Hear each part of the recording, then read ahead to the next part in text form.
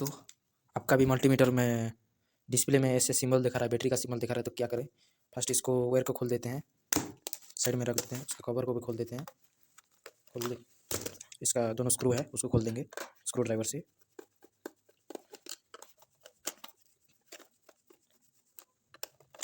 खुल गया, उसको हटाकर साइड में रख देंगे, स्क्रू को भी रख देंगे और इसमें बैटरी चेंज कर देंगे।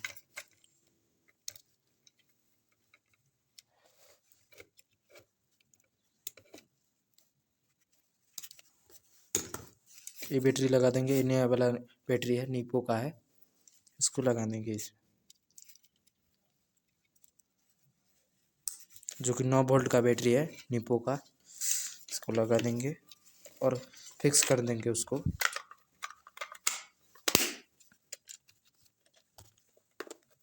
फिक्स करने के बाद ये सही हो जाएगा, वो सिंबल नहीं आएगा। चेक करेंगे सिंबल आ रहा है कि नहीं आ रहा, नहीं आ रहा है अभी, इसका कंटिन्यूटी चेक करेंगे। ओके फ्रेंड्स, वीडियो अच्छा लगा तो लाइक करना, सब्सक्राइब करना, शेयर करना।